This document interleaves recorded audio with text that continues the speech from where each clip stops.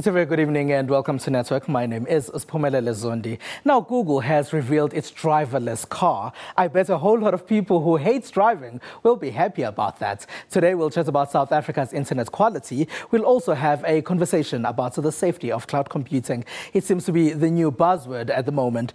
Congratulations to Malawi on finally announcing election results, as computers were blamed for some of the hitches there. Peter Mutharika has been named the new president. We are on SABC Network on Facebook and Twitter, News Network at sabc.co.za on email. Let's start with your social media and technology news.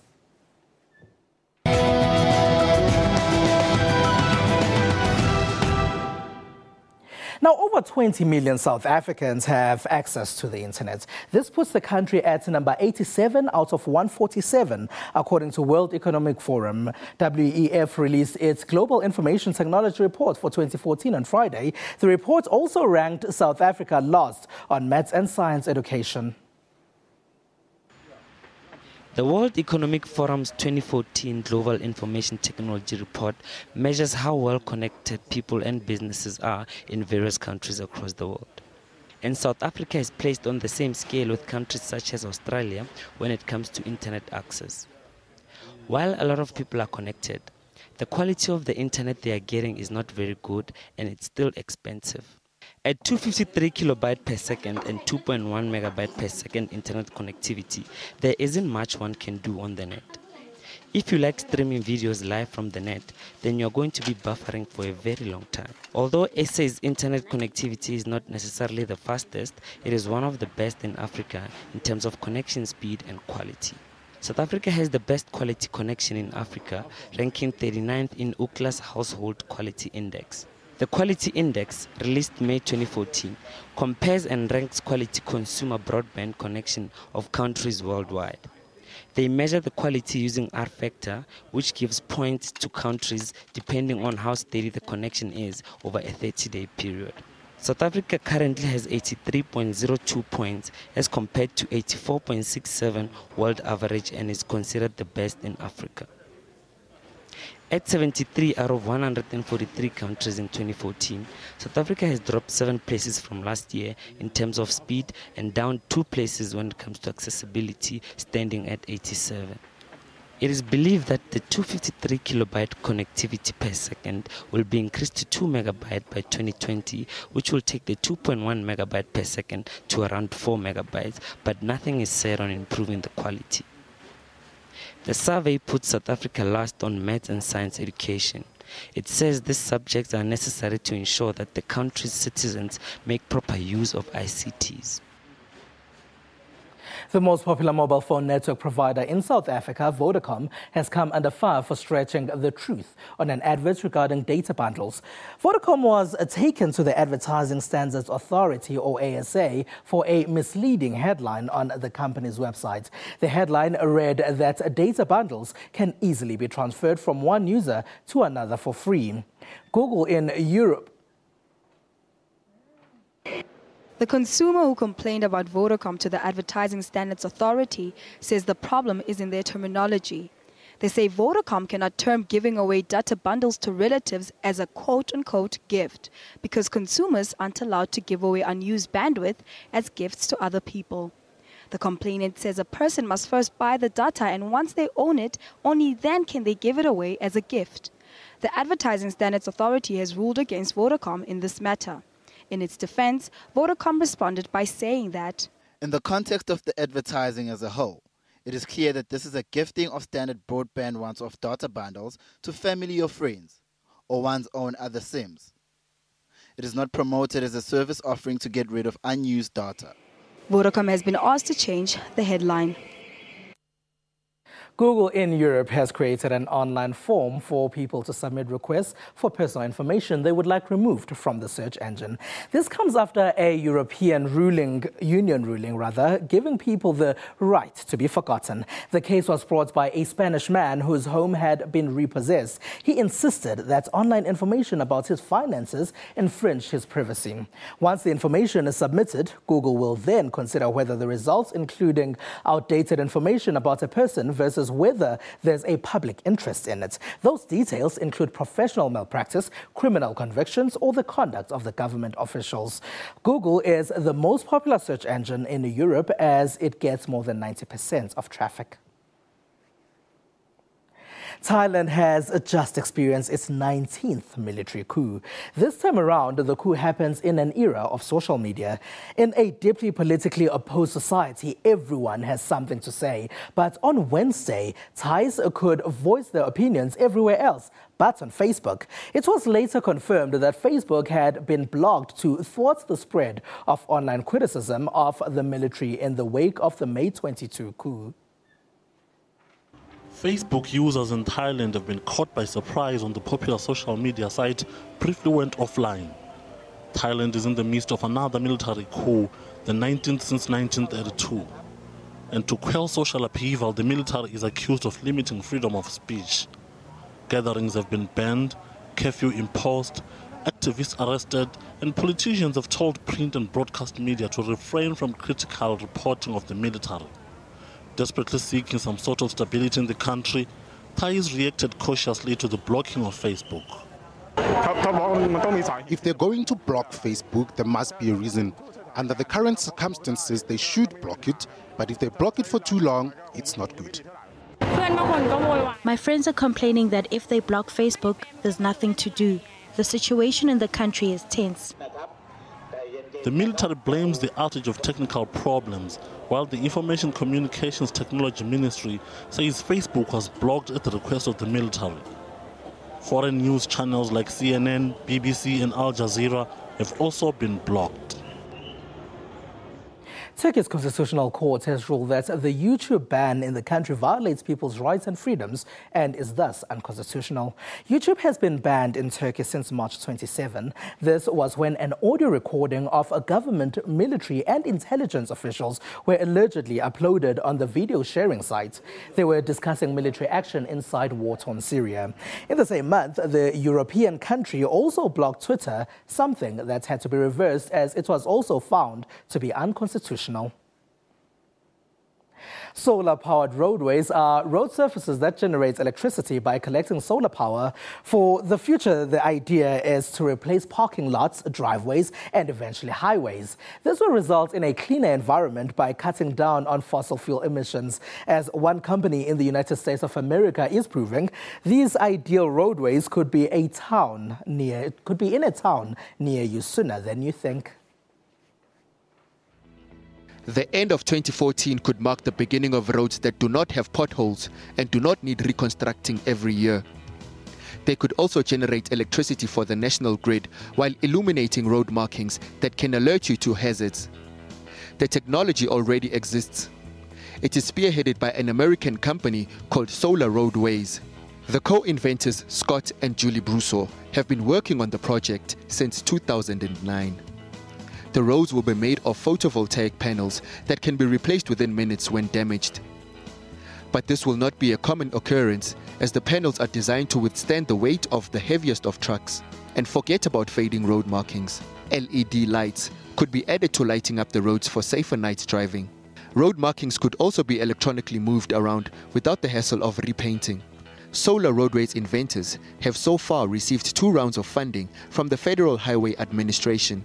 While the switch to solar roadways would be gradual, pilot projects in the United States of America have so far proved successful. Google has revealed what it probably is the car of the future. This is a self-driving car, which means it needs no driver to get to its destination. The vehicles do not need steering wheels, brakes, or accelerator. Google says they have sensors and software designed to help them stay clear of crashes. Some are worried that these driverless cars will collect data on the road without the knowledge of the owner. The data would then be sent back to the company that manufactured the car, and they can then share it with whomever they want. Microsoft has given the public a sneak peek into the Skype translator. The Skype translator will offer near real-time language translation, enabling people to connect in ways never before possible. Here's the corporate vice president of Microsoft Research, Peter Lee, as he explains how the service will work. Imagine being able to speak in German and have your message conveyed grammatically and semantically correct in English. That future is here. With a Skype translator, it all starts just as with any other Skype call. You just call someone. But now the difference is the person you're calling doesn't have to speak your language. Die ich dir gestern geschickt habe. But I wanted to talk to you about the email that I sent you yesterday. Brauchst du noch irgendwelche Änderungen? Do you need any changes? There was one thing though. Could you change the green to a lighter shade? Könnten Sie das Grün durch einen helleren Farbton ändern? Ja, wir können das Grün viel heller machen. Yes, we can make that green much brighter. Ich sende dir heute Abend eine neue Datei. I'm sending you a new file tonight. That sounds great. I look forward to it. Das klingt toll. With a Skype translator, it's a full human-to-human interaction that crosses the language barrier. It's truly a magical experience. Phrase is cloud computing. We'll talk about it after the break. Stay with us.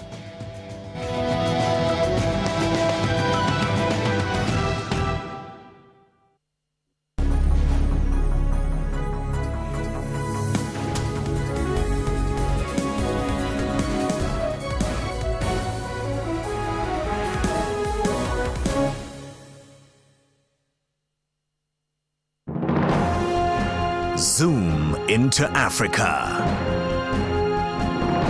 This is Malawi. The president is Her Excellency Joyce Banda. Malawi got independent from the United Kingdom on 6th of July in 1964. The population is more than 15 million people. One of Malawi's major languages is English. Monetary unit Malawi Kwacha.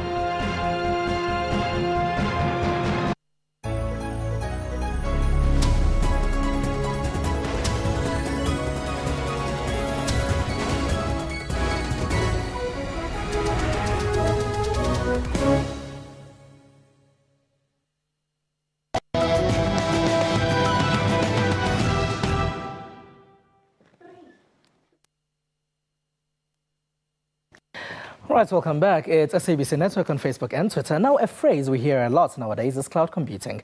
As more and more companies migrate to the cloud as a means to reduce IT costs, the new cloud-based malware is created. This then increases cybercrime, and that's what a lot of people are afraid of. Here's Boitumelo Gasa with more. The cloud is actually an old concept. It has been around for 50 years. It began as college effort to make computing available to students in 1964, when Dartmouth University started a remote computing services called time sharing. This service used telephone lines rather than internet connections. But with internet connection, it is presenting a fertile breeding ground for cyber criminals. They are now following the data to the cloud. According to reports, cybercriminals are aiming to find and steal cloud data of hotel records, credit card information, and maybe even corporate secret. With the cloud, servers can be anywhere in the world. That creates complex legal questions regarding the privacy of data stored in the cloud. Nonetheless, more and more businesses are migrating to the cloud to host data, often without regard to the legal consequences. Amazon Public Cloud is considered the largest in the world. According to Washington Post, Amazon had more malware than any other cloud provider. Cybercriminals who distribute malware believe that they have greatest opportunity on Amazon Cloud.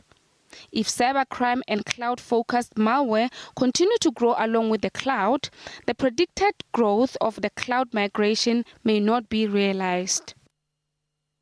A lot of people have only just heard about cloud computing. This means there's little understanding of what it all means. Here to educate us about cloud terminology is JJ Milner, Managing Director of Global Microm. Hello and welcome, JJ. Hi, how are you doing?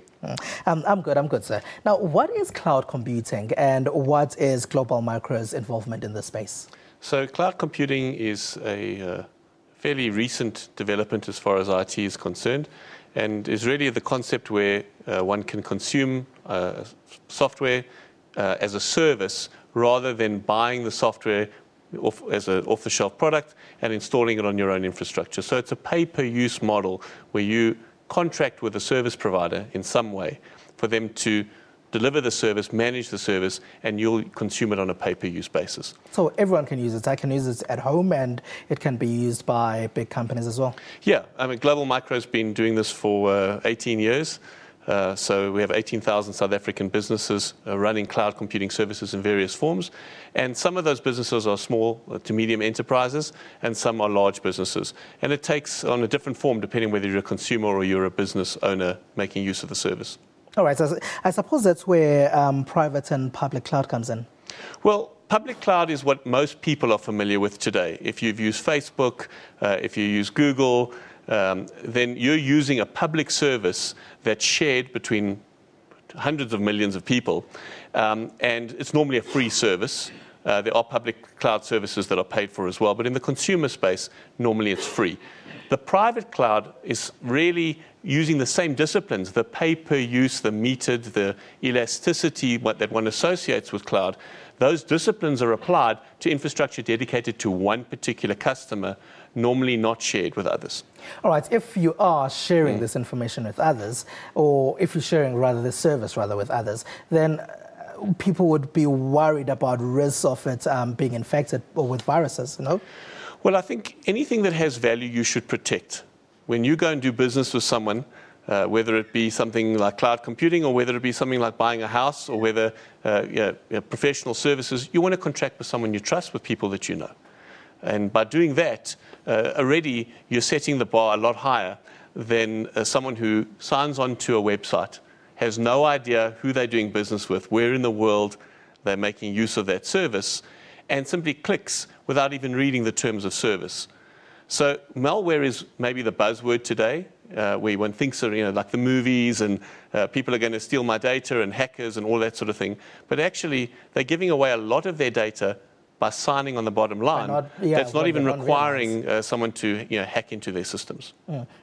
But so you saying that cloud computing is safe? I think it's as safe as any other type of computing.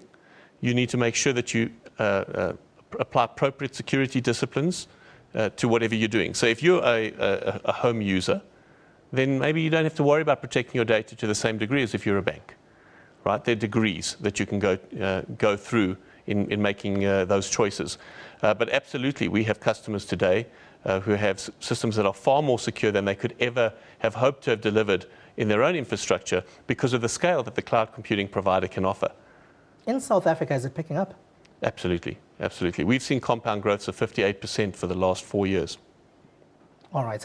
And if it's picking up, what sort of cloud computing service are people asking from you guys? Right. So it starts off with the software as a service components, things like hosted email. That's the first product that people normally take to the cloud, and then online backup. Right. The prices that one can enjoy with cloud computing are so much lower than you could achieve yourself. Backing up that data and storing it off-site is obviously a low-hanging fruit. All right, Jay Chelman, the Managing Director of Global Micro, thank you very much for being a part of our network tonight. Now, the Sony Xperia Z2 smartphone is now available in South Africa. Producer Lewis Jage has been playing around with it. Let's hear what she thinks. I think the selling point for Sony's Xperia Z2 is its 20.7 megapixel camera that takes crispy clear pictures and also offers a satisfactory range of background effects and picture editing options. Compared to its predecessor, Xperia Z1's 14-hour talk time battery life, the Z2's 3,200 milliamps per hour battery is an advantage as the phone spends more time on the user's hands rather than on the charger. The phone is one of the latest to have Google's Android 4.4 KitKat operating system, which boasts a colorful platter of features and applications, including the smartphone's life wellness app called LifeLog. This app works hand-in-hand with Sony's SmartBand. This wearable device collects and saves data of your daily activities, which you could later check on your phone. Sony has been big on the durability of their handsets by creating them both water and dust-proof. The same protections are applied on the Z2. What had my teeth gnashing, though, was the phone's SIM and memory card portals. The sockets are awkwardly deep, thus making it rather challenging to insert or take out the SIM card. It is even more challenging if you are one with very short nails. Overall, I think the phone is relatively user-friendly and not a bad investment. It's SABC Network on Facebook and Twitter, News Network at sabc.co.za on email. We talk about the quality of South Africa's internet after the break. Jan Vermeulen from mybroadband.co.za is already in the studio to talk to us. Don't go away.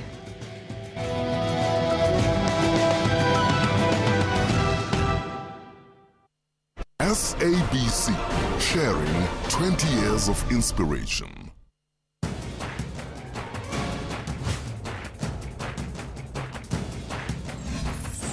Why are protests violent? And why does it seem that the police are incapable of dealing with violent crowds? The government of the day is failing the people and is leading to a lot of frustration. A person becomes a councillor or a minister within a week, within 2 months, is riding a beautiful car. So all this is actually frustrating the people and giving I the don't expect a councillor to ride a horse. Not a horse, but maybe a Toyota Corolla. That's Rights and Recourse, Sundays 2 p.m. on SABC News.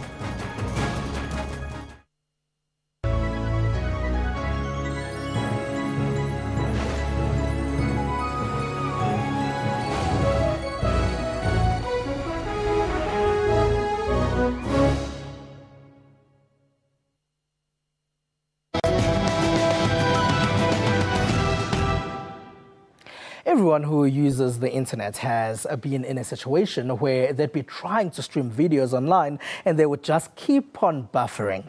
It's even more annoying when you're downloading a document and it stops at 90% and you have to try again. This seems to be happening more in Africa than in other developed countries, in Europe and Asia and North America, for example. Earlier we told you about reports that say South Africa's internet quality isn't all that great. To further that discussion, we are joined by Jan Vermeulen from mybroadband.co.za. Hello, and thank you for being a part of our network, sir. Thanks for bringing me in. What are we talking about when we're saying good quality internet? So, to me, there's a couple of different things when you're measuring quality. So, in terms of the broadband quality report that you mentioned earlier, that has to do with a metric that measures latency, jitter, and packet loss. And so when you're talking about a download stopping halfway through, we're talking about packet loss or just the connection being cut.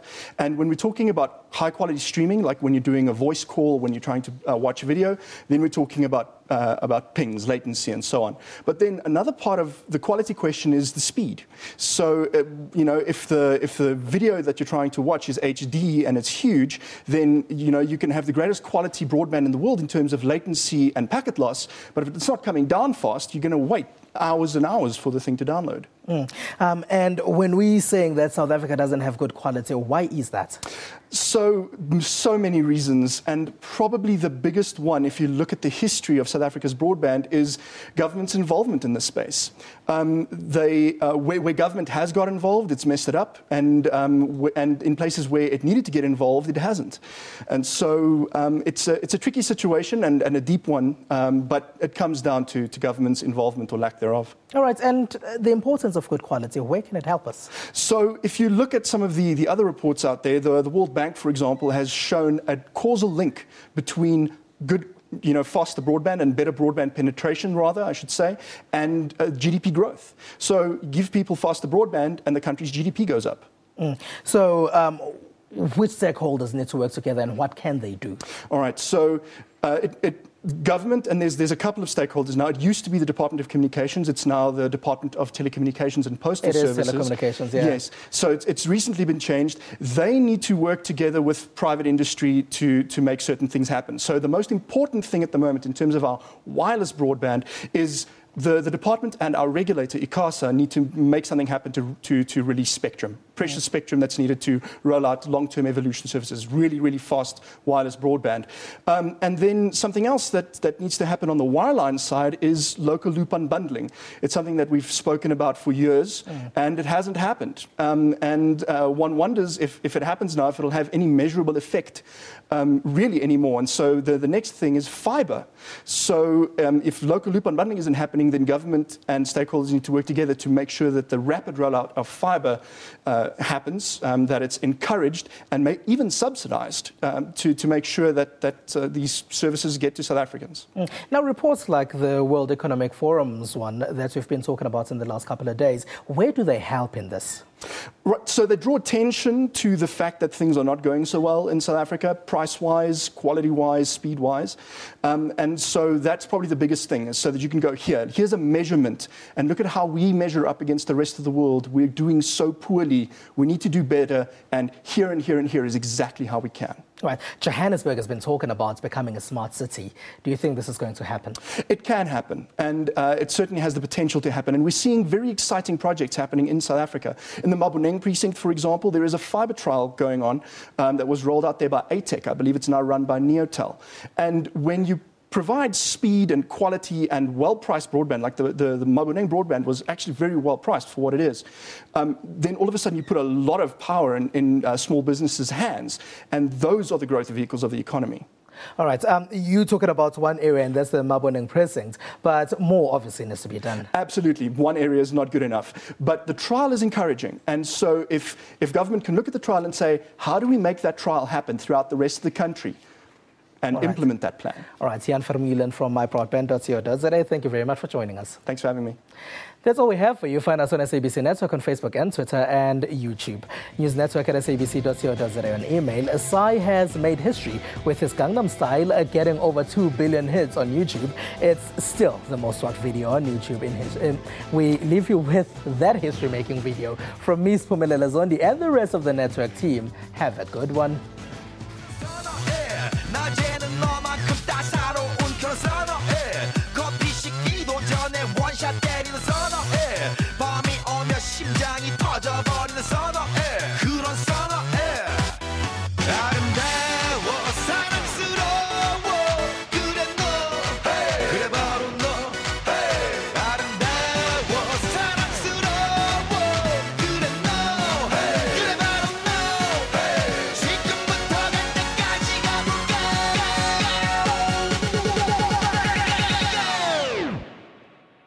오빤 강남스타일 강남스타일 오빤 강남스타일 강남스타일 오빤 강남스타일 에이 섹시 레이디 오빤 강남스타일 에이 섹시 레이디 정숙해 보이지만 놀 땐 노는 여자 이때다 싶으면 묶었던 머리 푸는 여자 가렸지만 웬만한 노출보다 야한 여자 그런 감각적인 여자